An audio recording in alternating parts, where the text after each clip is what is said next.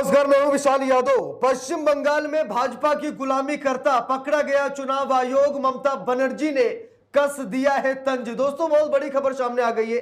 हम सभी लोगों को मालूम है कि बंगाल का चुनाव भाजपा नहीं लड़ रही है। हम सभी लोग अच्छी तरीके से जानते हैं कि प्रधानमंत्री नरेंद्र मोदी चुनाव नहीं लड़ रहे हैं, बल्कि मोदी मशीनरी चुनाव लड़ रही है, सरकारी मशीनरी चुनाव लड़ रही है। यहां तक कि सीबीआई को लगा दिया गया, ईडी को लगा दिया गया, यहां तक कि एनआईए को लगा दिया गया।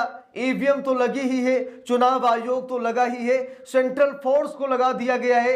यानी कि पूरी तरीके से सरकारी मशीनरी का इस्तेमाल किया गया है बंगाल चुनाव में। ये हम सभी लोग अच्छी तरीके से जानते हैं। टीएमसी के नेताओं कार्यकर्ताओं को सड़कों पर केंद्रीय बल पीट रहा है, यानी कि जबरदस्त तरीके से माहौल बिगड़ता नजर आया है बंगाल का। आज भी मामला गड़बड़ है।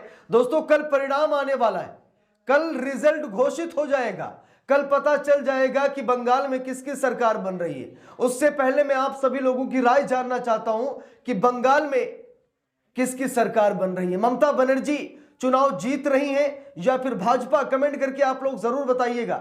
अब दोस्तों, यहां पर देखिए, खबर भी सामने आ गई है जहां पर भाजपा और टीएमसी में टकराव की खबर है।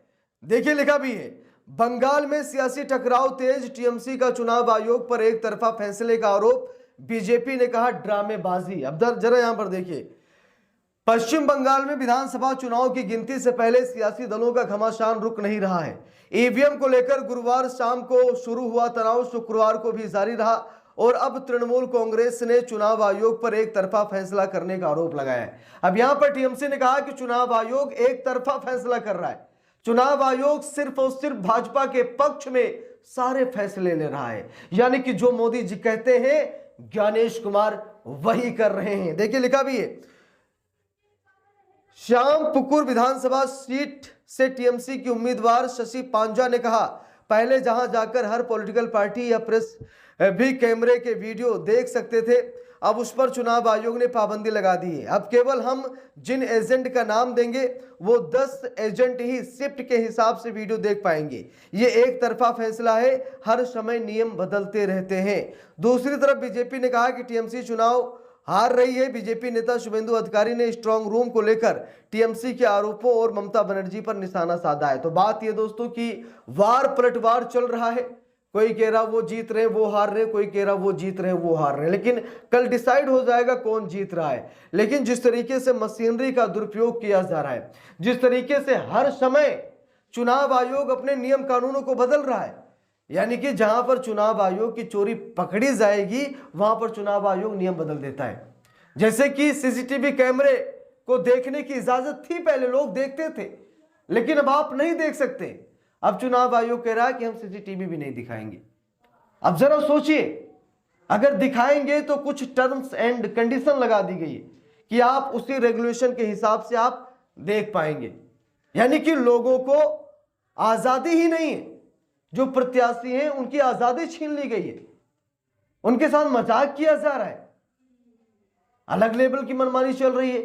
अब परिणाम क्या होगा शायद दिख ही रहा है। देखिए, लिखा भी है, यहां पर लिखा है, पश्चिम बंगाल में 29 अप्रैल को दूसरे चरण में विधानसभा की 142 सीटों पर वोटिंग हुई। नतीजे 4 मई यानी कल आएंगे। शुभेंदु अधिकारी ने कहा कि ये ड्रामेबाजी है, ये जमीनी हकीकत नहीं है, ये मीडिया में तू खींच मेरे फोटो के लिए हो रहा है। टीएमसी की सत्ता जा रही है, ये हारने वाले हैं, इन्होंने पॉलिटिक्स को प्रोफेशन बना दिया है। उन्होंने आगे कहा, दूसरी पार्टी के लोग हार गए तो उन्हें कुछ नहीं होगा, टीएमसी हार गई तो उसके नेता बर्बाद हो जाएंगे, घर द्वार चला जाएगा, अवैध निर्माण रुपये सब चले जाएंगे, दादागिरी खत्म हो जाएगी। हमने अच्छी तरह से चुनावी लड़ाई लड़ी है, अच्छा ही होगा। चुनाव आयोग और टीएमसी में खींचतान। देखिए, लिखा है, शशि पांजा जो कि टीएमसी उम्मीदवार हैं, उन्होंने कहा कि पहले जहां जाकर हर पॉलिटिकल पार्टी या प्रेस भी कैमरे के वीडियो देख सकते थे, अब उस पर चुनाव आयोग ने पाबंदी लगा दी है। अब केवल हम जिन एजेंट का नाम देंगे वो 10 एजेंट ही शिफ्ट के हिसाब से वीडियो देख पाएंगे। ये एक तरफा फैसला है, हर समय नियम बदलते रहते हैं। पश्चिम बंगाल में 29 अप्रैल को दूसरे चरण की वोटिंग खत्म होने के एक दिन बाद ईवीएम और पोस्टल बैलेट बॉक्स को रखने के लिए इस्तेमाल होने वाले स्ट्रांग रूम को लेकर के विवाद हो गया है। तो बात है दोस्तों कि विवाद लगातार गहराता जा रहा है, लेकिन इसी विवाद के बीच कल हम सभी लोगों को पता चल जाएगा कि बंगाल में किसकी सरकार बन रही है। वैसे तो ममता बनर्जी के अलावा कोई नहीं आएगा, ये कंफर्म है। सारे एग्जिट पोल, सारे मीडिया सर्वेस जो भाजपा की दलाली कर रहे हैं उनको छोड़कर बाकी ठीक है, बाकी लगभग हर जो मीडिया सोर्स है वो ये बता रहे हैं कि पश्चिम बंगाल में ममता बनर्जी की सरकार बन रही है, पश्चिम बंगाल में टीएमसी की सरकार बन रही है, पश्चिम बंगाल में दीदी फिर से मुख्यमंत्री बन रही है, क्योंकि बंगाल में जब बात होगी तो सिर्फ और सिर्फ ममता बनर्जी की होगी। तो दोस्तों सारी मशीनरी का इस्तेमाल कर दिया गया है, सारी ताकत मोदी जी ने झोंक दी है। बिहार में सरकार बनाने के बाद अब बंगाल अगला इनका टारगेट था और बंगाल में ये हर संभव प्रयास कर रहे हैं कि चुनाव हम जीत जाएं। लेकिन अब सबसे बड़ा सवाल यह है कि क्या ममता बनर्जी की आंधी को रोक पाएंगे मोदी? क्योंकि मोदी तो गए हैं चुनाव प्रचार करने, मोदी तो गए हैं अपनी राजनीति की रोटी सेकने, मोदी तो गए हैं बड़ी बड़ी बातों को करने, लेकिन इससे बंगाल की जनता प्रभावित नहीं होगी।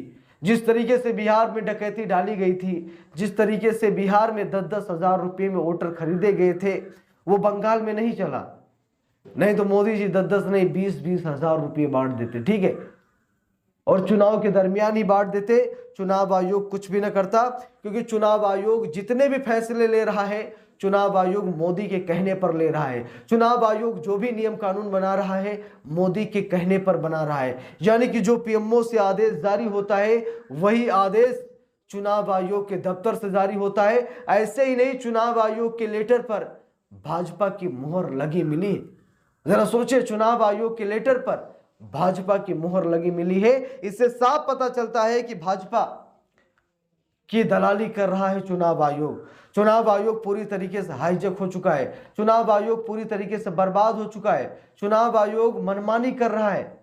लेकिन अब कल सब कुछ सामने आ जाएगा और सबसे बड़ा सवाल यह है कि अगर चुनाव आयोग ने बेईमानी की, अगर चुनाव आयोग ने किसी भी तरीके की मनमानी या तानाशाही की, तो चुनाव आयोग बच नहीं पाएगा। ये भी सच्चाई है, क्योंकि वो टीएमसी है, वो तृणमूल कांग्रेस है, वो इतनी आसानी से प्रधानमंत्री नरेंद्र मोदी को नहीं बख्शेगी। दोस्तों कल परिणाम आएगा, हम सभी लोग लाइव रहेंगे, कल पल पल की अपडेट आप सभी लोगों को मिलती रहेगी। कौन सत्ता में आ रहा है, कौन सत्ता से बाहर जा रहा है, सारी जानकारी आप सभी लोगों को मिलेगी, ठीक है। तो आप लोग कमेंट करके जरूर बता दीजिए आज ही कि पश्चिम बंगाल में किसकी सरकार बन रही है, ठीक है। आप लोग कमेंट करके जरूर बताइएगा। इस वीडियो को ज़्यादा से ज़्यादा लोगों तक शेयर कीजिएगा। अगर चैनल पर नए हैं सब्सक्राइब कीजिएगा। मिलते हैं दूसरी वीडियो में, तब तक के लिए बहुत बहुत धन्यवाद।